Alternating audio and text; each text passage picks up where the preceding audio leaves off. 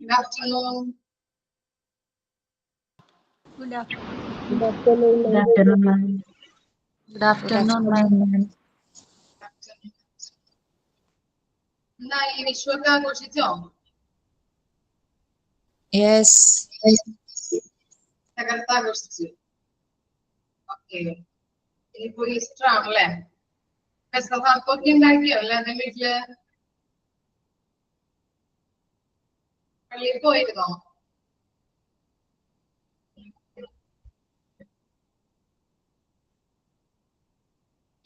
ഇല്ല. കിൻസാറില്ലേ? വൈകുന്നേരമാണ് പള്ളിയിൽ. വൈകുന്നേരമാണല്ലേ? വൈകുന്നേരമാണ്. സിറിയൻസിനാണ് കാലത്ത്. ഓക്കെ.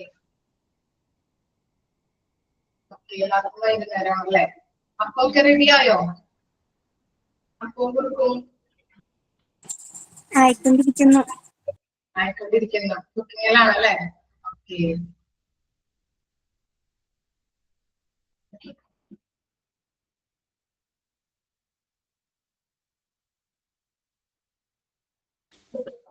ഓക്കെ, നമുക്ക് സ്റ്റാർട്ട് ചെയ്യാം.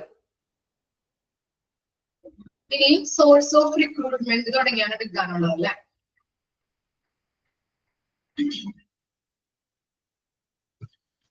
ഓക്കെ, സ്റ്റാർട്ട് ചെയ്യാം കേട്ടോ. അപ്പൊ റിക്രൂട്ട്മെന്റിന്റെ പ്രോസസ് എന്തൊക്കെയാണ് നമ്മൾ കഴിഞ്ഞ ക്ലാസ്സിൽ പഠിച്ചു. ഇനി അതിനുശേഷം വരുന്ന ടോപ്പിക് ആണ് സോഴ്സ് ഓഫ് റിക്രൂട്ട്മെന്റ്. ഏതൊക്കെ സോഴ്സസിലൂടെ നമുക്ക് റിക്രൂട്ട്മെന്റ് ആളുകളെ സെലക്ട് ചെയ്യാനായിട്ട് പറ്റും, അതാണ് ഇനി നമ്മൾ നോക്കാൻ പോകുന്നത്. അപ്പൊ നോക്കിക്കോളൂ കേട്ടോ. Sources of recruitment are the means of selecting the candidates for the process of recruitment. എന്താണ് റിക്രൂട്ട്മെന്റ് പ്രക്രിയയ്ക്കായിട്ട് കാൻഡിഡേറ്റിനെ തിരഞ്ഞെടുക്കുന്നതിനുള്ള വഴിയാണ് ഇത് സോഴ്സസ് എന്ന് പറയുന്നത്. അത് നമുക്ക് പഠിക്കാനുണ്ട് എക്സ്റ്റേണൽ സോഴ്സ്, ഇന്റേണൽ സോഴ്സ്. ഈ രണ്ട് സോഴ്സിലൂടെയാണ് നമ്മൾ കാൻഡിഡേറ്റ്സിനെ, നമ്മുടെ കമ്പനീസിനെ, കാപ്പബിൾ ആയിട്ടുള്ള ക്വാളിറ്റിയുള്ള കാൻഡിഡേറ്റ്സിനെ നമ്മൾ തിരഞ്ഞെടുക്കുന്നത്. Through the source of recruitment, one gets to know about the availability of the number of suitable candidates. So, ഇങ്ങനെയുള്ള റിക്രൂട്ട്മെന്റ് സോഴ്സസിലൂടെ അനുയോജ്യരായിട്ടുള്ള കാൻഡിഡേറ്റിനെ തിരഞ്ഞെടുക്കാനായിട്ട്, അല്ലെങ്കിൽ അങ്ങനെയുള്ള സോഴ്സസിലൂടെയാണ് നമുക്ക് അനുയോജ്യമായിട്ടുള്ള കാൻഡിഡേറ്റ്സിനെ ലഭിക്കുന്നതെന്ന് എല്ലാ കോഴ്സുകളെയും നമുക്കായാലും നമുക്ക് അറിയാൻ പറ്റും അല്ലെ? ഇങ്ങനെയുള്ള എക്സ്റ്റേണലിലൂടെയും അതുപോലെ തന്നെ ഇന്റേണൽ സോഴ്സിലൂടെയുമാണ് നമ്മുടെ കമ്പനീസിന് ക്യാപ്പബിൾ ആയിട്ടുള്ള കാൻഡിഡേറ്റ്സിനെ കിട്ടുന്നതെന്ന് ഏതൊരു കോഴ്സും അറിയാനായിട്ട് പറ്റും. Then the recruitment plan demonstrating the number and the type of prospective candidates is finalized, then the recruitment sources are considered. എന്താണ് അതുകൊണ്ട് തന്നെ ആളുകളെ സെലക്ട് ചെയ്യുന്ന പ്ലാനുകൾ നമ്മൾ ഫൈനലൈസ് ചെയ്ത് കഴിയുമ്പോൾ എന്ത് ചെയ്യണം? ഈ സോഴ്സസുകൾ നമ്മൾ പരിഗണിക്കേണ്ടത് അത്യാവശ്യമാണ്. This makes it necessary to identify the recruitment source from which these candidates can be attracted. കാൻഡിഡേറ്റുകളെ നമ്മുടെ കമ്പനിയിലേക്ക് വേണ്ട എംപ്ലോയീസിനെ ആകർഷിക്കുന്നതിന് കഴിയുന്ന വിധത്തിൽ ആകർഷിക്കാനായിട്ട്, അവരെ നമ്മുടെ കമ്പനിയിലേക്ക് ആകർഷിക്കാൻ കഴിയുന്ന വിധത്തില് റിക്രൂട്ട്മെന്റ് സ്രോതസ്സുകള് അനിവാര്യമാണ്. ഈ സോഴ്സസിലൂടെയാണ് നമ്മൾ നല്ല രീതിയിൽ നമ്മുടെ കമ്പനിയിലേക്ക് എന്ത് ചെയ്യുന്നത്? കാൻഡിഡേറ്റിനെ തിരഞ്ഞെടുക്കുന്നത്. അപ്പോ അങ്ങനെയുള്ള രണ്ട് സോഴ്സസുകളാണ്. Sound clear ആവുന്നില്ലേ? കേൾക്കാൻ പറ്റുന്നുണ്ടോ നിങ്ങൾക്ക്? ഡിസ്റ്റർബൻസ് ഉണ്ടോ? ഓക്കെ ആണോ? ഓഡിയബിൾ ആണോ? ക്ലിയർ അല്ല?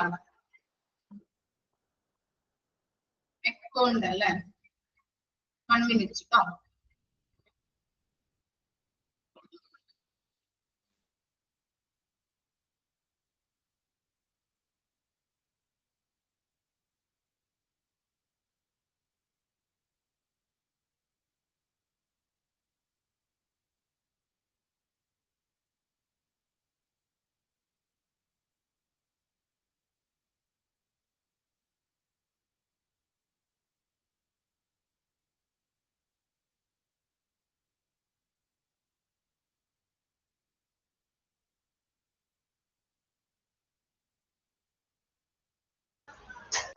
ഹലോ, ഇപ്പൊ ക്ലിയർ ആണോ? കേൾക്കുന്നുണ്ടോ?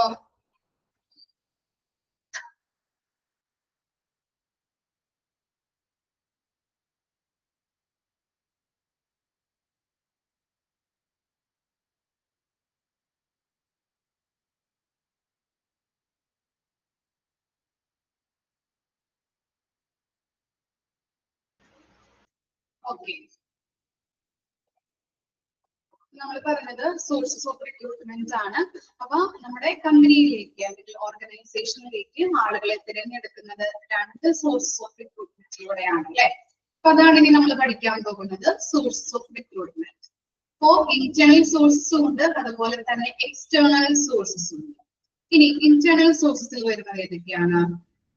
Transfer and promotion, job posting, അതുപോലെ employee reference, former employees, previous applicants. ഇതൊക്കെയാണ് ഇന്റേണൽ സോഴ്സിൽ വരുന്നത് കേട്ടോ. ഇതൊന്ന് ഐഡന്റിഫൈ ചെയ്ത് വെക്കണം കേട്ടോ. ഇതൊക്കെയാണ് ഇന്റേണൽ സോഴ്സസും അതുപോലെ തന്നെ എക്സ്റ്റേണൽ സോഴ്സസ്.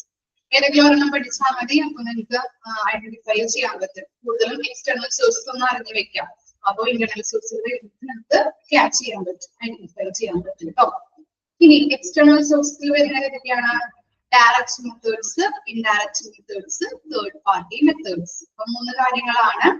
അപ്പൊ കൂടുതൽ നിങ്ങൾക്ക് ഐഡന്റിഫൈ ചെയ്യാൻ പറ്റുന്നത്, പെട്ടെന്ന് ഓർത്ത് വെക്കാൻ പറ്റുന്നത് എക്സ്റ്റേണൽ സോഴ്സസ് ആണ്. അപ്പൊ അതൊന്ന് ജസ്റ്റ് ഒന്ന് മനസ്സിലാക്കി വെക്കാം.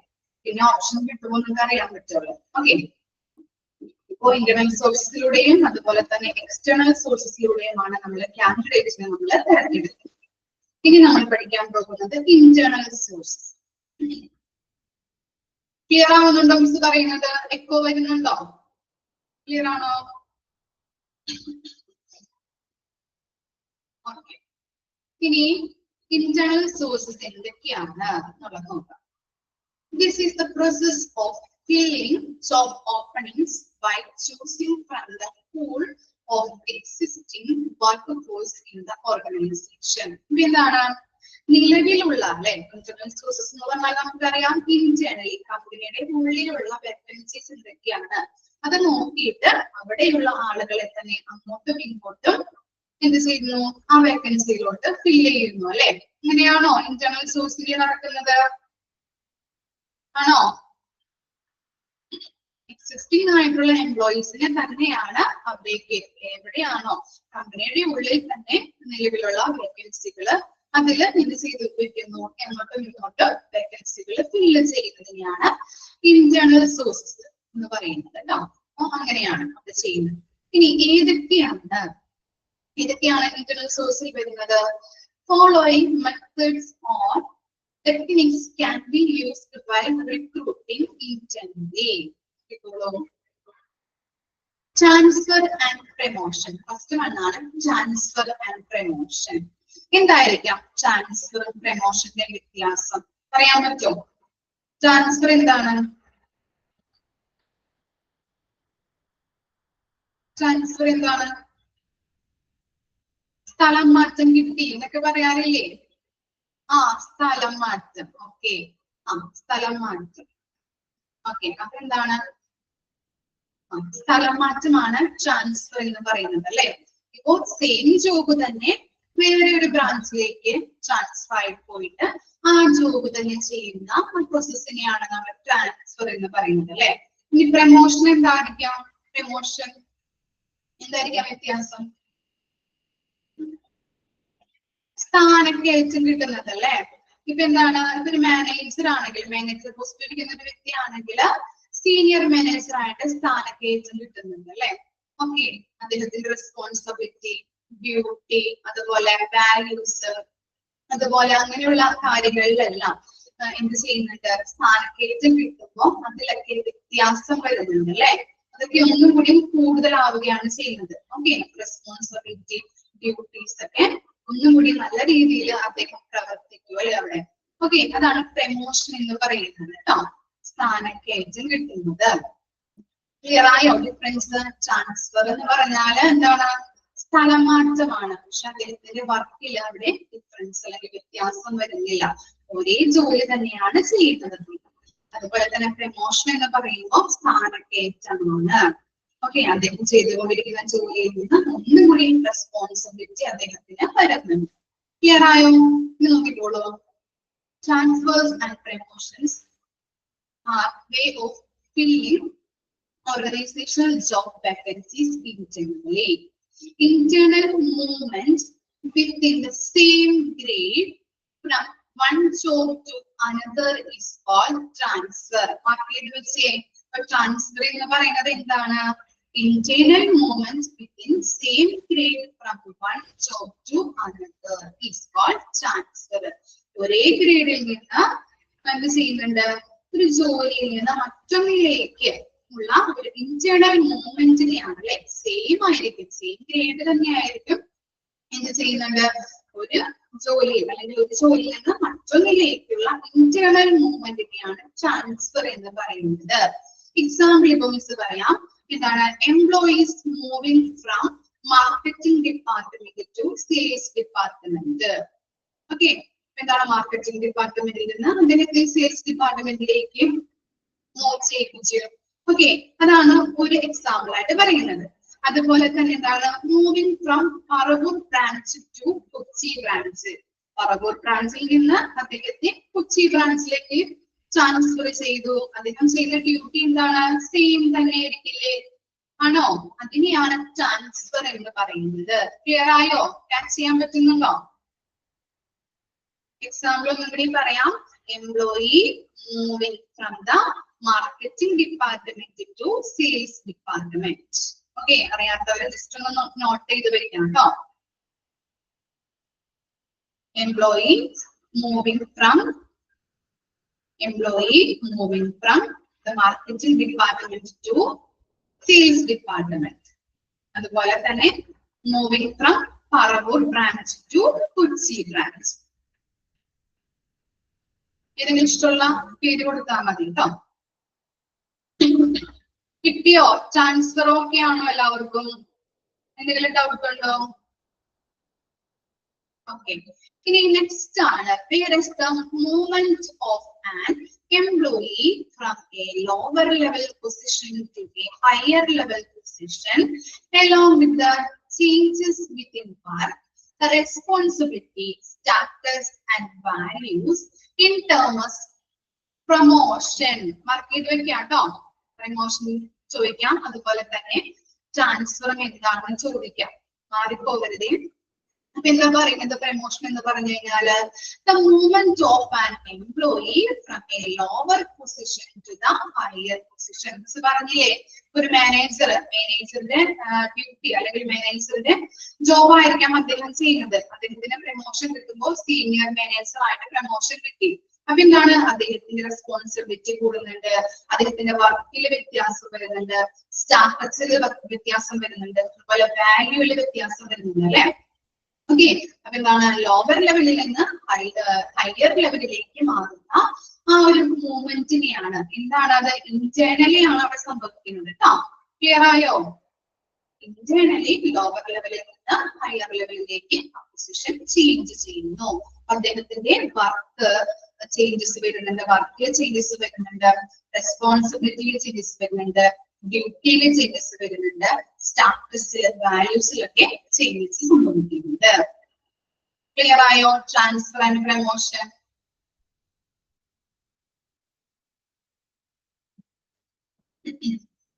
ഓക്കെ, ഇനി നെക്സ്റ്റ് ആണ് job posting. It is an in-house method of recruitment. Just ഒന്ന് മാർക്ക് ചെയ്ത് വെക്കാം കേട്ടോ. It is an in-house method of recruitment in which notice the vacant job are posted at important places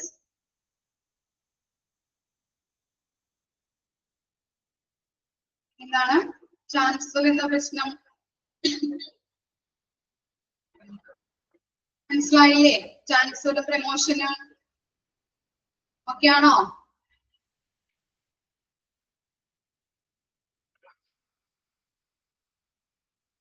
transfer പറയണോ? Transfer എന്ന് പറഞ്ഞു കഴിഞ്ഞാല് ഇപ്പൊ നമ്മൾ ചെയ്തുകൊണ്ടിരിക്കുന്ന ജോലി അല്ലെങ്കിൽ ഈ ചെയ്തുകൊണ്ടിരിക്കുന്ന ഈ സ്ഥലത്തുള്ള ജോലി നമ്മൾ ചെയ്തുകൊണ്ടിരിക്കുന്ന ജോലി തന്നെ ഇപ്പോ നമ്മളെ ട്രാൻസ്ഫർ ചെയ്യുന്നത് മറ്റൊരു സ്ഥലത്തേക്ക് ട്രാൻസ്ഫർ ചെയ്യുന്നു, പക്ഷെ ഡ്യൂട്ടീസിലൊന്നും വ്യത്യാസം വരുന്നില്ല. ക്ലിയർ ആയോ? ഇപ്പൊ ഞാനൊരു ബാങ്കില് പറവൂർ ബ്രാഞ്ചിൽ വർക്ക് ചെയ്യുകയാണ്. അപ്പൊ എന്നെ അങ്ങോട്ടേക്ക് വേറൊരു എറണാകുളം ബ്രാഞ്ചിലേക്ക് സ്ഥലം മാറ്റി. അപ്പോഴെനിക്ക് വർക്കിൽ വ്യത്യാസം വരുന്നുണ്ടോ? ഞാൻ ചെയ്യുന്ന ജോബ് അതേപോലെ തന്നെ അവിടെയും പോയിട്ട് ചെയ്യേണ്ടതായിട്ട് വരില്ലേ? അതാണ് ട്രാൻസ്ഫർ എന്ന് പറയുന്നത്. ഈ ബ്രാഞ്ചിൽ നിന്ന് മറ്റൊരു ബ്രാഞ്ചിലേക്ക് എന്ത് ചെയ്യുന്നുണ്ട്? ട്രാൻസ്ഫർ ചെയ്യുന്നു. ഡ്യൂട്ടിയിൽ വ്യത്യാസം വരുന്നില്ല. മനസ്സിലായോ? ക്ലിയർ ആയോ?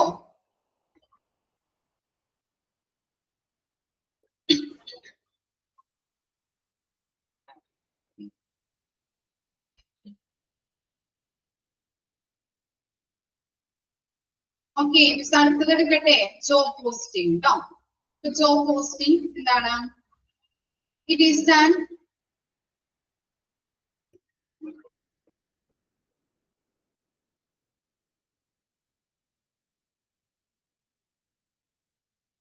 എന്താ പ്രശ്നം?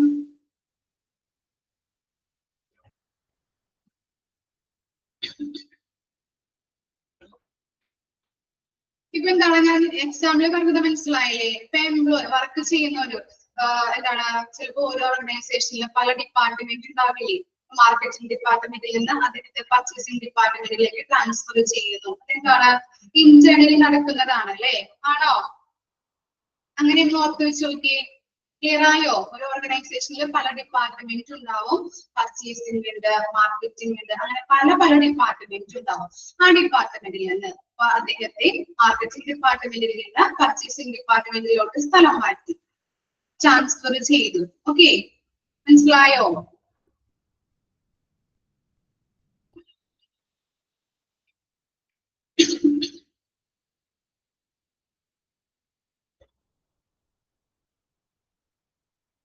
ഓക്കെ, ഇനി നെക്സ്റ്റ് ആണ് ജോബ് പോസ്റ്റിംഗ്. ജോബ് പോസ്റ്റിംഗ് നോക്കിക്കോളൂ. It is an in-house method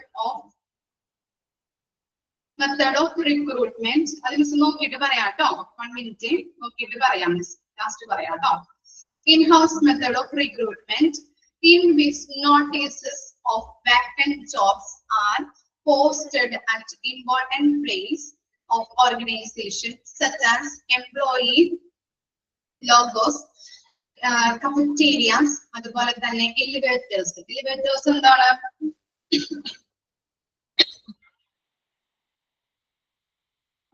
elevators എന്താണ്? ലിഫ്റ്റുകൾ കേട്ടോ, ലിഫ്റ്റുകൾ. കഫറ്റേരിയാസ് എന്തായിരിക്കും? കഫറ്റേരിയ എന്ന് പറഞ്ഞാൽ എന്തായിരിക്കും?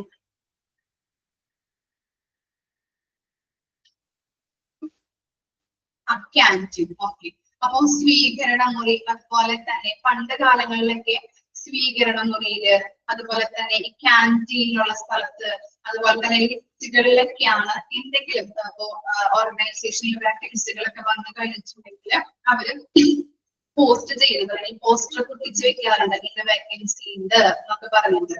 അപ്പോ പണ്ട് കാലങ്ങളിലൊക്കെ അങ്ങനെയായിരുന്നു. സ്വീകരണ മുറിയില്, അതുപോലെ തന്നെ കഫറ്റേരിയാസില്, ക്യാൻറ്റീൻസിൽ, അതുപോലെ തന്നെ ലിഫ്റ്റുകളിലൊക്കെയാണ് അവർ ജോബ് പോസ്റ്റിംഗ് ചെയ്തിരുന്നത്. ഇനി ഈ ടൈമില് നമ്മുടെ ഇന്നത്തെ കാലഘട്ടത്തിൽ എങ്ങനെയായിരിക്കാം? And employees are provide with the large amount of time to apply for the available jobs. ഇനി nowadays ഇന്നത്തെ കാലഘട്ടത്തിൽ job posting is being used as one of the most creative way of recruitment organization. അല്ലേ? ഇനി എന്താണ് ഇന്നത്തെ കാലഘട്ടത്തിൽ എങ്ങനെയായിരിക്കാം പറയാൻ പറ്റോ? എങ്ങനെയായിരിക്കാം വേക്കൻസികൾ വന്നു കഴിഞ്ഞിട്ടുണ്ടെങ്കിൽ നമ്മൾ അറിയുന്നത്? എങ്ങനെയായിരിക്കും? കമ്പനി സൈറ്റിൽ നിന്ന് കിട്ടും അല്ലെ? അതുപോലെ തന്നെ പിന്നെ സോഷ്യൽ മീഡിയ വഴി, പരസ്യങ്ങൾ വഴി അല്ലെ? അപ്പൊ അങ്ങനെയുള്ള എന്താണ് ടെക്നോളജിയൊക്കെ കൂടി അഡ്വാൻസ് ആയിട്ട് മാറിയില്ലേ ജോബ് പോർട്ടൽസ്. ഓക്കെ, കേട്ടോ.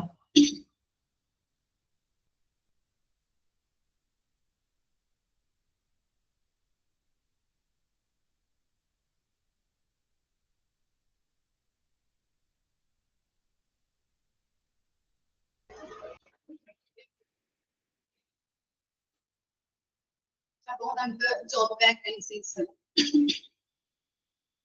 എന്താണ് കമ്പനീസിന്റെ ഉള്ളില് ജോബ് വാക്കൻസീസ് വന്നു കഴിഞ്ഞിട്ടുണ്ടെങ്കിൽ നമുക്കിപ്പോ ഇന്നത്തെ കാലഘട്ടത്തിൽ പല സോഷ്യൽ മീഡിയാസ്, കമ്പനിയുടെ പോർട്ടൽസ്, കമ്പനി വെബ്സൈറ്റ് വഴി നമുക്ക് ഇൻഫർമേഷൻസ് റിവീൽ ചെയ്യും. Various organizations consider job posting as an inbuilt part of an effective career management system. Thus, it is considered to be the easiest and most commonly used method by employers to inform employees about the job openings. അപ്പൊ എന്താണ് അങ്ങനെ നമുക്ക് പുതിയ ഇപ്പോഴത്തെ കാലഘട്ടത്തിൽ നമുക്ക് കുറേയധികം ഡിഫറൻസുകൾ, technologies difference വന്നു. അപ്പൊ അങ്ങനെയുള്ള കാര്യങ്ങൾ ജോബ് പോസ്റ്റിംഗ് അല്ലെങ്കിൽ കമ്പനിയിൽ എന്തെങ്കിലും വാക്കൻസികളൊക്കെ ഐഡന്റിഫൈ ചെയ്ത് അല്ലെങ്കിൽ ഉണ്ടായി കഴിഞ്ഞിട്ടുണ്ടെങ്കിൽ നമുക്ക് എന്താണ് സോഷ്യൽ മീഡിയ വഴി, കമ്പനീസിന്റെ പോർട്ടൽസ് വഴി, കമ്പനീസ് വെബ്സൈറ്റ് വഴി നമുക്ക് ഐഡന്റിഫൈ ചെയ്യാൻ വേണ്ടിയിട്ട് പറ്റും. ഇനി ജോബ് പോസ്റ്റിംഗ് എന്താണ്? ജോബ് പോസ്റ്റിംഗ് എന്ന് പറഞ്ഞിട്ടുണ്ടെങ്കിൽ is a public advertisement. ഒന്ന് എഴുതിയെടുത്തോളൂ കേട്ടോ. ജോബ് പോസ്റ്റിംഗ് എന്ന് പറഞ്ഞാല് ജസ്റ്റ് ഒന്ന് എഴുതിയെടുത്തോളൂ. It is a public advertisement, public advertisement or announcement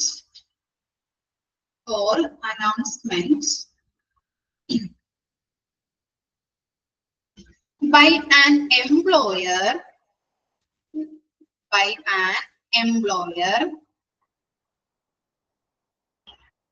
to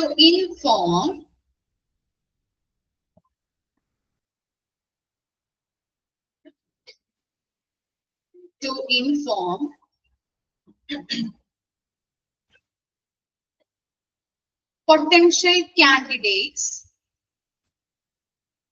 potential candidates about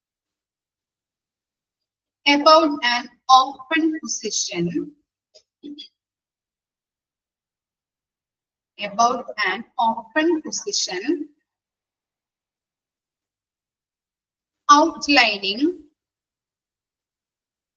outlining the job details, comma,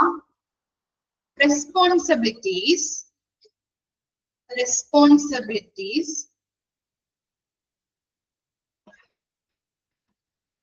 and how to apply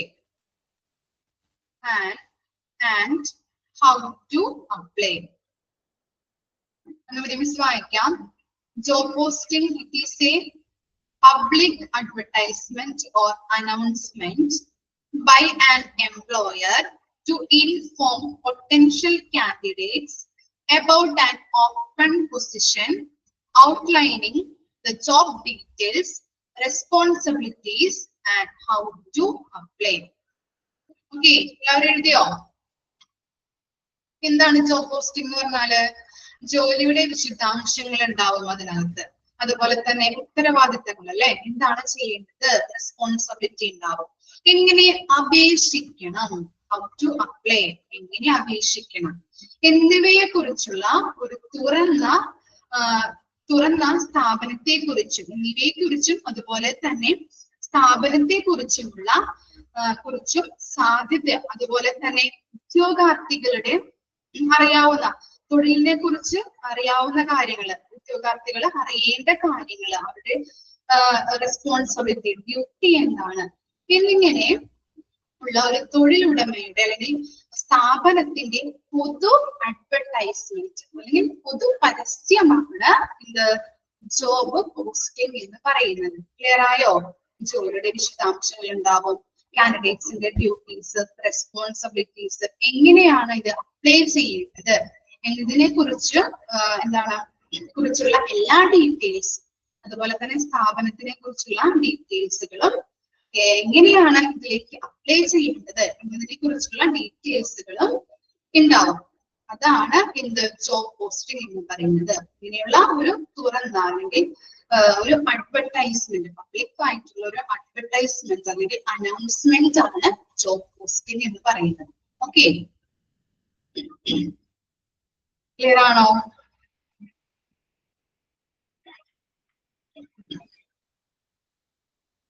okay, ഇനി next ആണ് employee reference. എന്തായിരിക്കാം employee reference എന്ന് പറഞ്ഞാൽ? എന്താണ് റെഫറൻസ്? എന്തെങ്കിലും ഐഡിയ ഉണ്ടോ?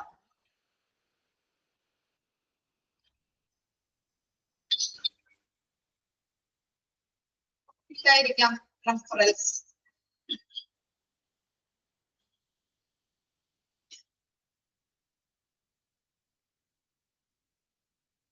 വെരി ഗുഡ് അല്ലെ. നമ്മുടെ ഇന്റേണലി തന്നെ അല്ലെ, കമ്പനിയുടെ ഉള്ളിൽ നിന്ന് തന്നെ ആരെങ്കിലിനോടും ഇപ്പൊ നിങ്ങൾക്കറിയാമോ, അല്ലെങ്കിൽ ഇന്ന വേക്കൻസി ഉണ്ട്, നിങ്ങൾക്ക് അറിയാവുന്ന ആരെങ്കിലും ഉണ്ടോ എന്നൊക്കെ ചോദിക്കുമ്പോൾ നമ്മൾ പറയാറുണ്ട് അല്ലെ, എന്റെ ഫ്രണ്ട്സ് ഉണ്ട്, അല്ലെങ്കിൽ എന്റെ റിലേറ്റീവ് ഉണ്ട്, ഇന്നത് കഴിഞ്ഞ് നിൽക്കണേന്, അല്ലെങ്കിൽ ഇന്ന കോഴ്സ് കഴിഞ്ഞ് നിൽക്കണേന് ഒക്കെ പറയാറുണ്ടല്ലോ നമ്മള്, ഇല്ലേ? എന്തെങ്കിലും ഇപ്പൊ നമ്മുടെ കമ്പനിയിൽ സാറോ അല്ലെങ്കിൽ എന്തെങ്കിലും മാനേജറോ ചോദിച്ചു കഴിഞ്ഞിട്ടുണ്ടെങ്കിൽ ഇന്ന വേക്കൻസി ഉണ്ട്, ഇതിലേക്ക് ആരെങ്കിലും നിങ്ങൾക്ക് റെക്കമെൻഡേഷൻ ചെയ്യാൻ പറ്റുമോ, അല്ലെങ്കിൽ നിങ്ങളുടെ അറിയാവുന്ന ആരെങ്കിലും ഉണ്ടോ നമ്മൾ പറയുമോ അല്ലെ? അപ്പൊ ഫ്രണ്ട്സ് ഉണ്ട് അല്ലെങ്കിൽ അടുത്ത ആരെങ്കിലും ഉണ്ടോ എന്നൊക്കെ ചോദിക്കുമ്പോൾ പറയാറുണ്ട്. അത് തന്നെയാണ് എംപ്ലോയി റെഫറൻസ്. അവരെന്ത് ചെയ്ത് കൊടുക്കുന്നുണ്ട്? റെഫർ ചെയ്ത് കൊടുക്കുന്നുണ്ട്. അതിനെയാണ് എംപ്ലോയി റെഫറൻസ് എന്ന് പറയുന്നത്. ഓക്കെക്കോളൂ. Using personal contacts to fill a job opportunity is known as employee referral. Okay, just ഒന്ന് mark ചെയ്ത് വെച്ചേ.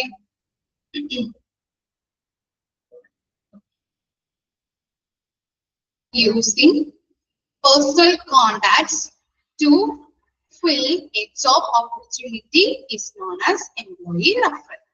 It is a reference from an existing employees regarding a candidate's, be it a friends or a close relatives. ഇത് പറഞ്ഞില്ലേ, existing ആയിട്ടുള്ള കമ്പനിയുടെ ഉള്ളിൽ work ചെയ്യുന്ന existing ആയിട്ടുള്ള എംപ്ലോയീസിനോട് ചോദിക്കും അല്ലെ, റെഫറൻസ് ചോദിക്കുമ്പോൾ അവര് പറയാറുണ്ട് ക്ലോസ് ഫ്രണ്ട്സ് ഉണ്ടാവും, ചിലപ്പോ എന്താണ് അവരുടെ റിലേറ്റീവ്സോ ആരെങ്കിലും ഒക്കെ ഉണ്ടെങ്കിൽ അവർ റെഫർ ചെയ്ത് കൊടുക്കും. ഇതിനെയാണ് എംപ്ലോയി റെഫറൻസ് എന്ന് പറയുന്നത്. It is considered to be an it take one to know one approach. A major problem. ഇനി നമ്മളിങ്ങനെ റെഫർ ചെയ്ത് കൊടുക്കുമ്പോൾ ഒരു മേജർ പ്രോബ്ലം ഉണ്ടാകുന്നുണ്ട്. എന്തായിരിക്കാം ആ problem? Problem with this method is that it encourages favoritism. എന്താണ് favoritism എന്ന് പറഞ്ഞിട്ടുണ്ടെങ്കിൽ? That is candidates of one's community or caste are selected who may not be suitable for the jobs. അല്ലെ, നമ്മളിങ്ങനെ റിലേറ്റീവ്സിനെയോ അല്ലെങ്കിൽ നമ്മുടെ ഫ്രണ്ട്സിനെയോ റെഫർ ചെയ്ത് കൊടുക്കുമ്പോൾ പ്രോബ്ലംസ് ഉണ്ടാവും അല്ലെ. നമ്മള് റെഫർ ചെയ്ത് കൊടുക്കുമ്പോൾ ചിലപ്പോ ആ ജോബിലേക്ക് സ്യൂട്ടബിൾ ആയിട്ടുള്ള, ചിലപ്പോ നമുക്ക് ജോബ് അറിയാൻ പറ്റുന്നുണ്ടാവില്ല. ഇപ്പൊ ഫോർ എക്സാമ്പിൾ പറയാം, കൊമേഴ്സ് BEd കഴിഞ്ഞു, കൊമേഴ്സ് പഠിച്ചൊരു കുട്ടി BEd കഴിഞ്ഞു. BEd കഴിഞ്ഞ അവള് കേട്ടിട്ട് കാറ്റഗറി 2 എഴുതിയെടുത്തു. അപ്പൊ എന്താണ് ആ കുട്ടികൾക്ക് ഇങ്ങനെ BEd കഴിഞ്ഞ കൊമേഴ്സ് സ്റ്റുഡൻസിന് BEd കഴിഞ്ഞവർക്ക് കാറ്റഗറി 2 എഴുതിയിട്ടുണ്ടെങ്കിൽ യുപിയില് എല്ലാ സബ്ജക്റ്റും പഠിപ്പിക്കാൻ പറ്റുന്നത്. ഓക്കെ, എല്ലാ സബ്ജക്റ്റും ഏത് സബ്ജക്ട് വേണമെങ്കിലും UP സെക്ഷനിൽ പഠിപ്പിക്കാം. അപ്പോ കാറ്റഗറി എഴുതി കിട്ടി, അവൾക്ക് ജോലി കിട്ടി. അപ്പൊ യുപിയില് ഇംഗ്ലീഷ് ടീച്ചറായിട്ടാണ് അവൾ കയറിയത്. അപ്പൊ എന്താണ് ഒരു കൊമേഴ്സ് ടീച്ചർ എന്ന് പറയുമ്പോൾ നമുക്കറിയാം അല്ലെ, അക്കൗണ്ടൻസി, ടാക്സ് ഇതൊക്കെ ആയിരിക്കാം അവളുടെ ഫേവറേറ്റ് ആയിട്ടുള്ള സബ്ജക്റ്റുകളായിട്ട് വരുന്നത്. അപ്പൊ ഇംഗ്ലീഷ് ആകുമ്പോൾ ചിലപ്പോ ആ കുട്ടിക്ക് ഗ്രാമർ അറിയാനായിട്ട് പറ്റില്ല, കുട്ടികളെ പഠിപ്പിക്കാനായിട്ട് ചിലപ്പോ അറിഞ്ഞിരിക്കണമെന്നില്ല. മനസ്സിലായോ? ഓക്കെ, എക്സാമ്പിൾ ജസ്റ്റ് ഒന്ന് മനസ്സിലാവാൻ പറഞ്ഞതാണ് കേട്ടോ. ക്ലിയർ ആയോ നിങ്ങൾക്ക്? ഓക്കെ, അപ്പൊ എന്താണ് നമ്മളിങ്ങനെ റെഫർ ചെയ്ത് കൊടുക്കുമ്പോ നമ്മളുടെ ഇപ്പോ റിലേറ്റീവ്സിനെയോ അല്ലെങ്കിൽ ഫ്രണ്ട്സിനെയോ ഫാമിലിയെയോ ആരെങ്കിലെയോ നമ്മള് ഫാമിലിയുടെ ആരെങ്കിലെയോ ഇങ്ങനെ റെഫർ ചെയ്ത് ഒരു ഓർഗനൈസേഷനിലേക്ക് നമ്മൾ കയറ്റുമ്പോ എന്ത് വരുന്നുണ്ട് അവിടെ? ആ കുട്ടിക്ക് സ്യൂട്ടബിൾ ആയിട്ടുള്ള ജോബ് ചെയ്യാനായിട്ടുള്ള കഴിവുണ്ടാവില്ല. കിട്ടിയോ? അല്ലെങ്കിൽ നമ്മുടെ കമ്മ്യൂണിറ്റിനെ ബേസ് ചെയ്ത് കൊടുക്കാം, കാസ്റ്റിനെ ബേസ് ചെയ്തുകൊണ്ട് നമ്മള് ഇങ്ങനെ ഒരു ജോബില് ആളുകളെ സെലക്ട് ചെയ്ത് കഴിഞ്ഞിട്ടുണ്ടെങ്കിൽ എന്താണ് ചിലപ്പോ ആ കുട്ടികൾക്ക് ആ ജോബില് നല്ല രീതിയിൽ പെർഫോം ചെയ്യാനായിട്ടുള്ള കഴിവുണ്ടാവണമെന്നില്ല. ക്ലിയർ ആയോ? എംപ്ലോയി റെഫറൻസ് ഒക്കെയാണോ? 3 കാര്യങ്ങളാണ് നമ്മൾ പറഞ്ഞത് കേട്ടോ. ക്ലിയർ ആയി? ഒന്ന് വായിച്ചു നോക്കിയേ. ജസ്റ്റ് ഒന്ന് വായിച്ചു നോക്കിയേ. Transfer, promotion, job posting, employee reference.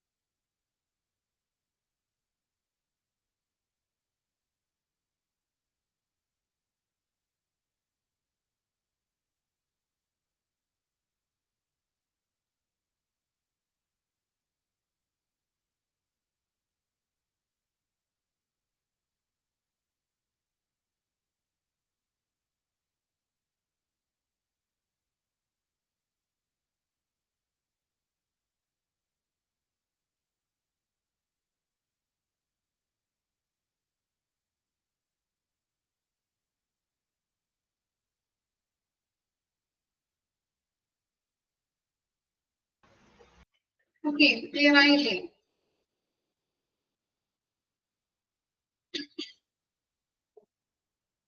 ഇനി നെക്സ്റ്റ് ഫോർത്ത് വൺ ആണ് ഫോർമർ എംപ്ലോയീസ്.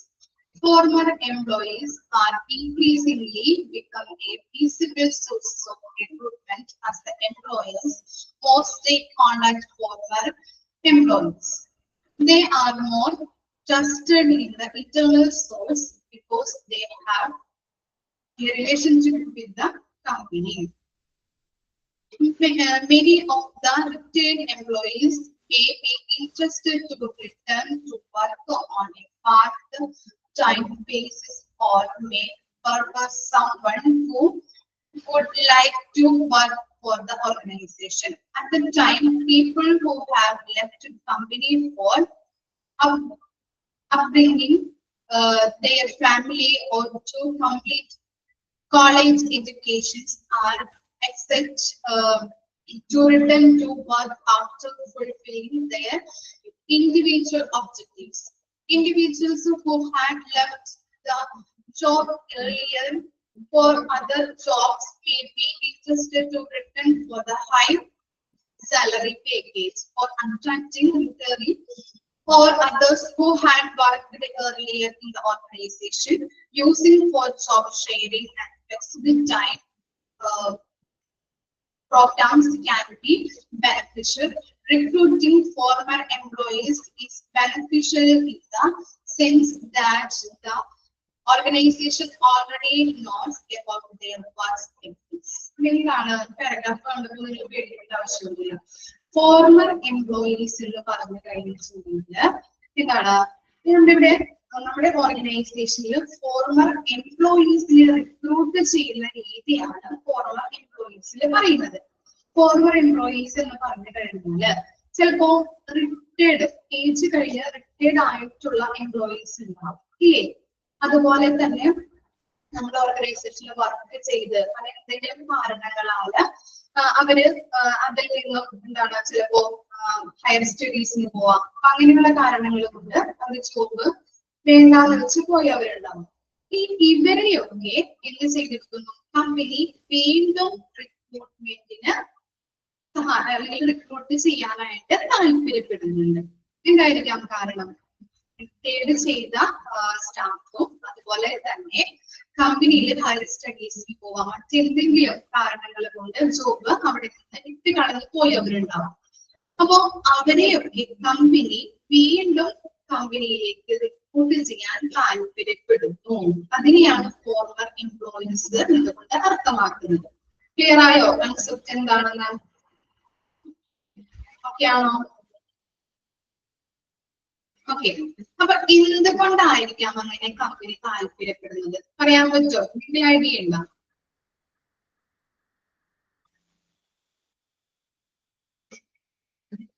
വിഷ്ണു എന്ന് പറഞ്ഞു നോക്കിയേ. എക്സ്പീരിയൻസ്. Very good. എക്സ്പീരിയൻസ് ഉണ്ടാവും. ആ എന്തൊക്കെ വിഷ്ണു പോയി? Efficiency work. ഞാൻ ഒന്നുകൂടിയും പറയാം. ഫോർമർ എംപ്ലോയീസ് എന്ന് പറഞ്ഞു കഴിഞ്ഞിട്ടുണ്ടെങ്കിൽ അവർ നന്നായിട്ട് വർക്ക് ചെയ്യുന്നത് കൊണ്ടാവാം. വിഷ്ണുവിന് വേണ്ടി ഒന്നുകൂടി പറയാം. ഫോർമർ എംപ്ലോയീസ് എന്ന് പറഞ്ഞു കഴിഞ്ഞാല് ചിലപ്പോ കമ്പനിയിൽ നിന്ന് റിട്ടയർഡ് ചെയ്ത് പോണ പേഴ്സൺസ് ഉണ്ടാവാം, പോണ സ്റ്റാഫുകൾ ഉണ്ടാവാം. അതുപോലെ തന്നെ കമ്പനീസിലെ ജോലിക്ക് എടുത്തു, അതിനുശേഷം കുറച്ച് നാൾ കഴിയുമ്പോൾ അവര് ജോലി ഇട്ടിട്ട് പോണവരുണ്ടാകാം. ചിലപ്പോ അവര് ഹയർ സ്റ്റഡീസിനോ മറ്റെന്തെങ്കിലും കാരണങ്ങളാലെ ജോലി ഇട്ട് കളഞ്ഞു പോണവരുണ്ടാവാം. ഇവരെയൊക്കെ കമ്പനി വീണ്ടും റിക്രൂട്ട് ചെയ്യാൻ താല്പര്യപ്പെടുന്നു. ഓക്കെ, അവരെയാണ് ഫോർമർ എംപ്ലോയീസ് എന്ന് പറയുന്നത്. ക്ലിയർ ആയോ?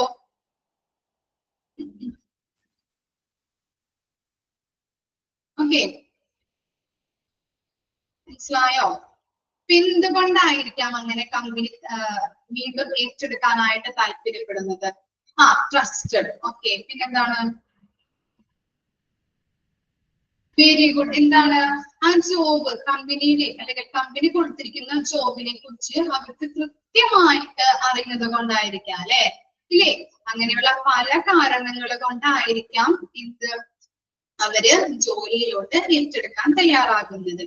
അതുപോലെ തന്നെ ഇപ്പൊ റിട്ടയർഡ് ആയിട്ടുള്ള പേഴ്സൺസ് പാർട്ട് ടൈം ആയിട്ട് ജോലിക്ക് നിൽക്കാറില്ലേ? നിങ്ങൾ കണ്ടിട്ടുണ്ടാവുള്ളൂ. വാച്ച്മാൻ, അതുപോലെ ഓഫീസ് സ്റ്റാഫ് കേട്ട് നിൽക്കുന്നത്. ഇപ്പൊ ഞാൻ പഠിച്ചിരുന്ന കാലത്ത്, കോളേജിൽ പഠിച്ചിരുന്ന കാലത്ത് അവിടുത്തെ പ്രിൻസിപ്പള് അദ്ദേഹം റിട്ടയർഡ് ആയി.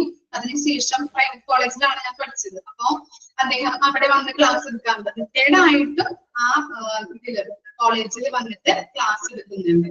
അപ്പൊ അദ്ദേഹത്തിന് അതിന് പാഷൻ കാരണമായിരിക്കാം, പഠിപ്പിക്കാനുള്ള ഇഷ്ടം കൊണ്ടായിരിക്കാം, അല്ലെങ്കിൽ എന്താണ് അദ്ദേഹത്തെ കുറിച്ച് അല്ലെങ്കിൽ അദ്ദേഹത്തിന്റെ ആ ജോലി ചെയ്യാനായിട്ട് വേറെ ആളെ കിട്ടാത്തത് കൊണ്ടായിരിക്കാം. നല്ല രീതിയിൽ ക്ലാസ് അക്കൗണ്ടൻസിന് സാർ എടുക്കുന്നത്, അപ്പൊ നല്ല രീതിയിൽ ക്ലാസ് എടുക്കുന്നത് കൊണ്ടായിരിക്കാം. അതുപോലെയുള്ള ക്യാപ്പബിൾ ആയിട്ടുള്ള അല്ലെങ്കിൽ എത്രയും ആക്ട് ആയിട്ടുള്ള ആളെ കിട്ടാത്തത് കൊണ്ടായിരിക്കാം. ഇല്ലേ? അങ്ങനെയുള്ള സ്കില്ലുകളുള്ള ആളുകളായിട്ടായിരിക്കാം.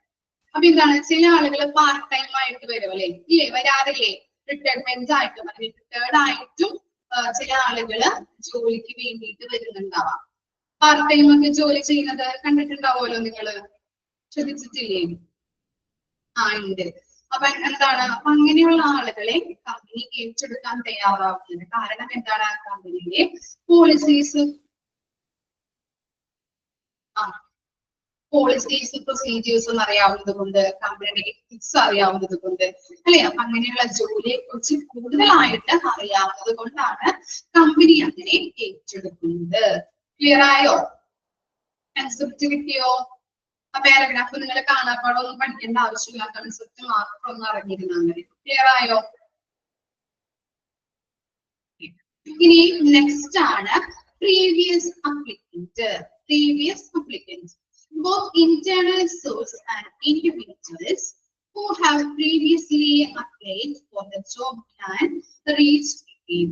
It is a fast and cheap way to fulfill appreciated. One minute. ഇഷ്ടം വായിച്ചു നോക്കിയ നിങ്ങൾ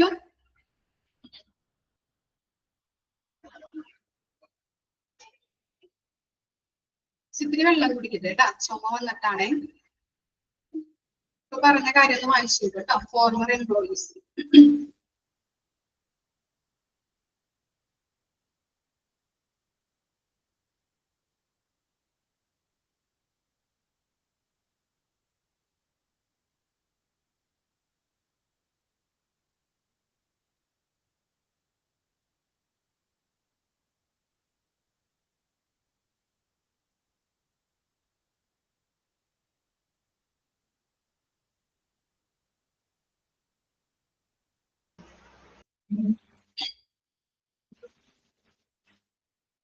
Okay, previous applicants, both internal source and individuals who have previously applied for the job can be reached.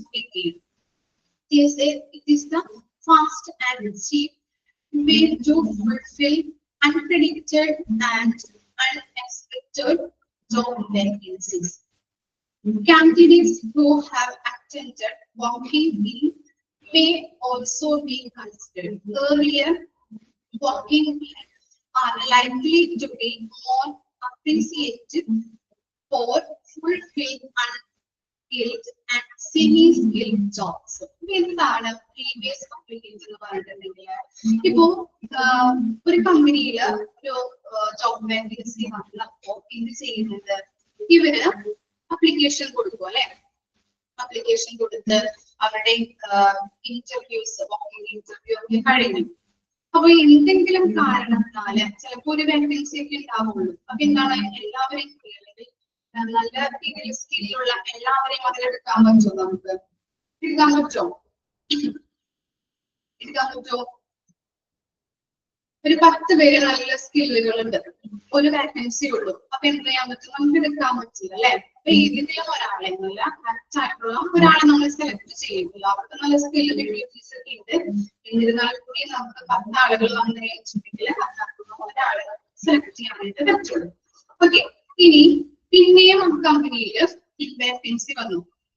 Vacancy വന്നപ്പോ പിന്നെയും ഇവരെന്ത് ചെയ്തു, എന്താണ്, ഇവർ പിന്നെയും ഇതിനകത്ത് അതിന് താല്പര്യപ്പെടുന്നുണ്ട്. ആ വേക്കൻസി അല്ലെങ്കിൽ ആ ജോബ് കിട്ടാനായിട്ട് ഇവർ പിന്നെയും താല്പര്യപ്പെടുന്നു, അപ്ലിക്കേഷൻ കൊടുക്കുന്നു. പക്ഷേ അപ്ലിക്കേഷൻ എന്താണ്, ഇവിടെ ഇവരുടെ വാക്കിംഗ് ഇന്റർവ്യൂ പറഞ്ഞല്ലോ, വാക്കിംഗ് ഇന്റർവ്യൂ ഒക്കെ കഴിഞ്ഞ് ഇവരുടെ ഡീറ്റെയിൽസ്, ബയോഡാറ്റ, എല്ലാ കാര്യങ്ങളും, ക്വാളിഫിക്കേഷൻ, അതുപോലെ തന്നെ എല്ലാ സ്കില്ലുകളായാലും അവരുടെ എബിലിറ്റി ആയാലും അവർക്ക് അറിയാമായിരുന്നു.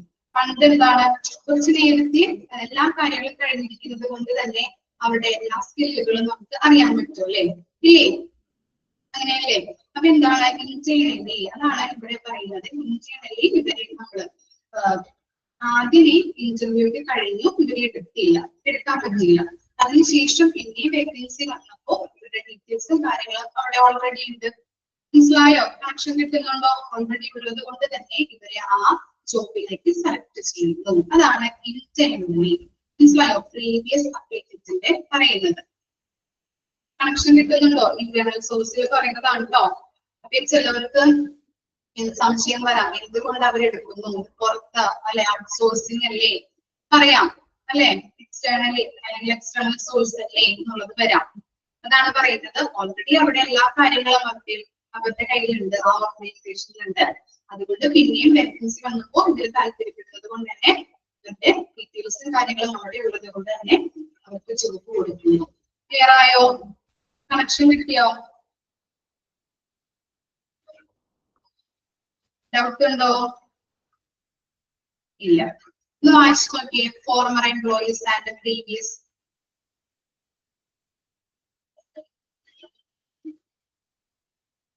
അവരെ ആദ്യം പരിഗണിക്കും. ഓക്കെ, വായിച്ചു നോക്കിയ രണ്ട് കാര്യങ്ങളും.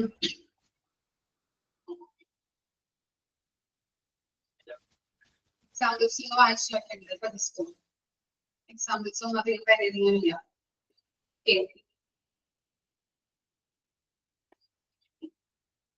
എന്താണ് example? A firm which required to post accountants may contact the previous qualified applicant. This particular action can fulfill the needs of the firm and in turn will also give those individuals who are dissatisfied with their present job at another organizations. ഇവിടെ രണ്ട് നമ്മുടെ ഓർഗനൈസേഷനിൽ രണ്ട് post അക്കൗണ്ടന്റിന്റെ ആവശ്യം വന്നിട്ടുണ്ട്. അപ്പോൾ അവര് previous ആയിട്ട് ക്വാളിഫൈഡ് ഇന്റർവ്യൂ ഒക്കെ കഴിഞ്ഞിരിക്കുന്ന ആളുകളാണ്. അപ്പൊ അവർക്ക് അറിയാൻ പറ്റും അവരുടെ ക്വാളിറ്റി എന്തൊക്കെയാണെന്നുള്ളത്. നമ്മുടെ ഓർഗനൈസേഷന്റെ എല്ലാ ആവശ്യങ്ങളും നിറവേറ്റാൻ തരത്തിലുള്ള ആളുകളായിരിക്കും. അതുകൊണ്ട് തന്നെ അവരെ അപ്പോയിന്റ്മെന്റ് ചെയ്യുന്നു. ഈ ഓർഗനൈസേഷനിലോട്ട് അപ്പോയിന്റ്മെന്റ് ചെയ്യുമ്പോൾ ഇവര് നേരത്തെ വർക്ക് ചെയ്തിരുന്ന അനന്തർ ഓർഗനൈസേഷനിൽ വർക്ക് ചെയ്തിരുന്ന ആളുകൾക്ക് എന്തെങ്കിലും ഇവരെ കുറിച്ച് ഡിസാറ്റിസ്ഫാക്ഷൻ ആയിട്ടുണ്ടെങ്കിൽ അവർക്ക് എന്താണ് അങ്ങനെയുള്ള അപ്പോയിന്റ്മെന്റ്സ് ഈ കമ്പനിയിൽ ചെയ്യുന്നത് കൊണ്ട് തന്നെ അവർക്ക് അതിൽ നിന്ന് അവരെ സഹായിക്കുന്നുണ്ട്. ഡിസാറ്റിസ്ഫാക്ഷൻ ഉണ്ടാകുന്നത് കൊണ്ട് തന്നെ ഇവര് ആ കമ്പനിയിലുള്ളത് കൊണ്ട് ഡിസാറ്റിസ്ഫാക്ഷൻ ഉള്ളത് കൊണ്ട് തന്നെ ഇവരെ വേറെ കമ്പനിയിലോട്ട് അപ്പോയിന്റ്മെന്റ് ചെയ്യുമ്പോൾ അവർക്ക് അതിനകത്ത് സാറ്റിസ്ഫാക്ഷൻ ലഭിക്കുന്നു. നോക്കിയാൽ നമുക്ക് എക്സാമ്പിൾസ് ഒന്നും കാര്യമായിട്ട് പഠിക്കേണ്ട ആവശ്യമില്ല. ജസ്റ്റ് അതിന്റെ കൺസെപ്റ്റ് എന്താണ് എന്നുള്ളത് മാത്രം അറിയുന്നത്.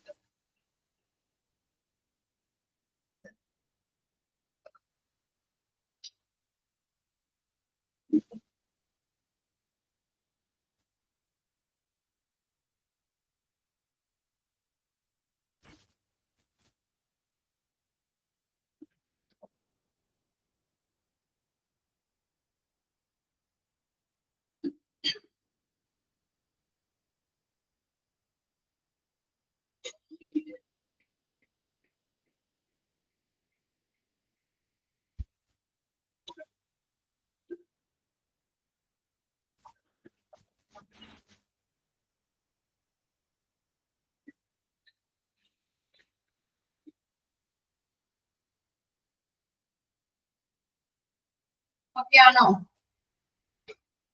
രണ്ട് പോയിന്റ് വായിച്ചു നോക്കിയോ?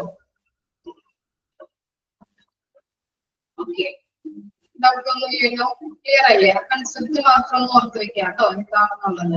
മിസ് പറയുമ്പോ മനസ്സിലായില്ലെങ്കിൽ ജസ്റ്റ് ഒന്ന് നിങ്ങളുടെ രീതിയിലൊന്ന് എഴുതി വെക്കാം. അത്ര പാരാവാരൊന്നും പഠിച്ചു വെക്കേണ്ട ആവശ്യമില്ല. പഠിച്ചു വെക്കേണ്ടതില്ല കേട്ടോ.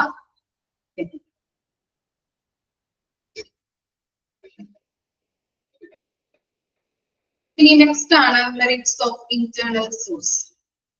മെറിറ്റ്സ് നോക്കാം. മെറിറ്റ്സ് എന്താണ്? മെറിറ്റ്സ് എന്താണ്? ഗുണങ്ങളല്ലേ? ഓക്കെ, ഇന്റേണൽ സോഴ്സിന്റെ ഗുണങ്ങൾ എന്തൊക്കെയാണ്? ഫസ്റ്റ് വൺ എന്താണ്?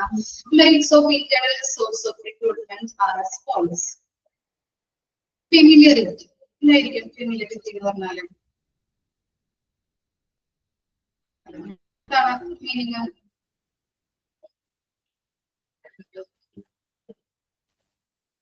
എന്താണ്? പരിചയം അല്ലെ?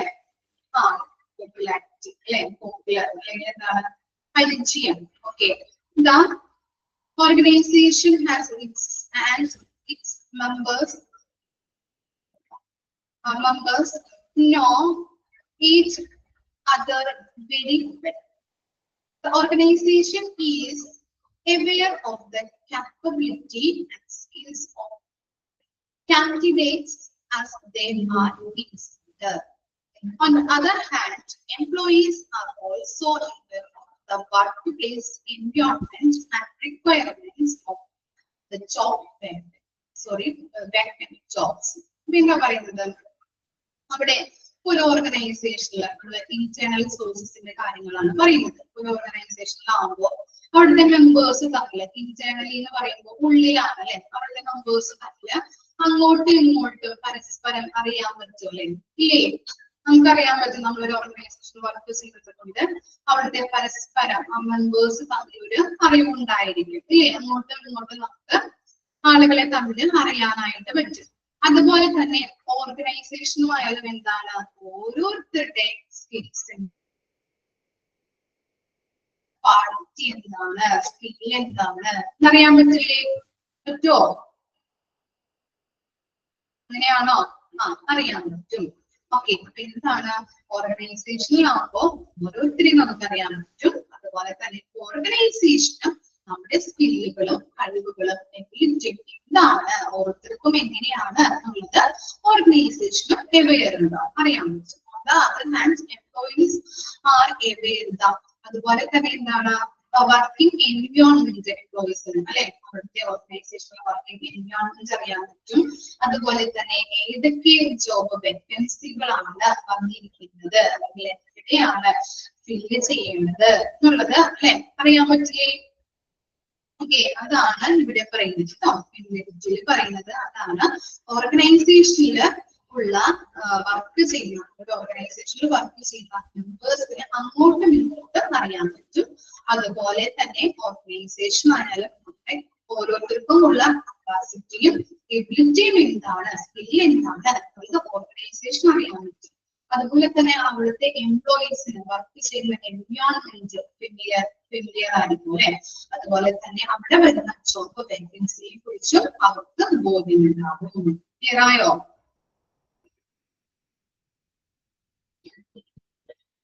Okay. Next are better utilization of internal talent. Dependence on internal recruitment make it possible for the company to use the competencies of its employee in the better manner. For example, some extraordinary employees may be deserving of promotions, or certain people might perform better if they switch to other jobs. എന്താണ് ഈ better utilization of internal talents പറഞ്ഞിട്ടുണ്ടെങ്കിൽ internal റിക്രൂട്ട്മെന്റിലൂടെ കമ്പനിക്ക് അതിന്റെ ജീവനക്കാരുടെ കഴിവുകളല്ല, qualities abilities എന്താണ് അല്ലെങ്കിൽ അവരുടെ കഴിവുകൾ കോമ്പിറ്റൻസ് എന്താണെന്ന് അറിയാൻ പറ്റില്ലേ? ഇന്റേണൽ റിക്രൂട്ട്മെന്റ് വഴി നമുക്ക് അറിയാൻ പറ്റുമല്ലേ? ഇന്റേണലി ഓർഗനൈസേഷന്റെ ഉള്ളിലുള്ള ആളുകളുടെ കോമ്പിറ്റൻസ് എന്താണ്, കഴിവുകൾ സ്കിൽ എന്താണ്, എബിലിറ്റി എന്താണെന്ന് ഓർഗനൈസേഷന് അറിയാനായിട്ട് പറ്റും. അപ്പോ അതാണ് അവിടെ പറയുന്നത്. ഓരോരുത്തരുടെ ഇന്റേണൽ ടാലന്റ് എന്താണെന്ന് ഐഡന്റിഫൈ ചെയ്യാനായിട്ട് പറ്റും. For example, some extraordinary employees may be deserving of promotion. ഇങ്ങനെ എന്താണ് ചില അസാധാരണ കഴിവുകളുള്ള ജീവനക്കാർക്ക് പ്രമോഷന് അർഹരായിരിക്കും അല്ലെ. എക്സ്ട്രാ ഓർഡിനറി എംപ്ലോയീസ് പ്രമോഷന് അർഹരാവാം.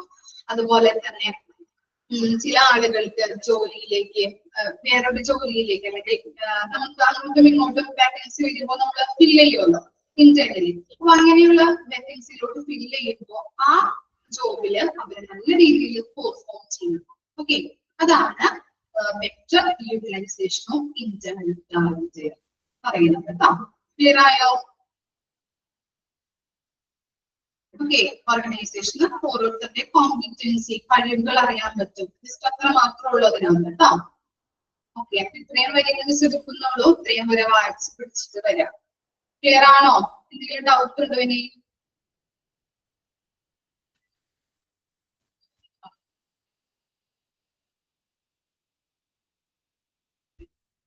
Thank you. Advanced happy Easter കേട്ടോ. നന്നായിട്ട് ആഘോഷിക്കാൻ ഈസ്റ്റർ. Okay.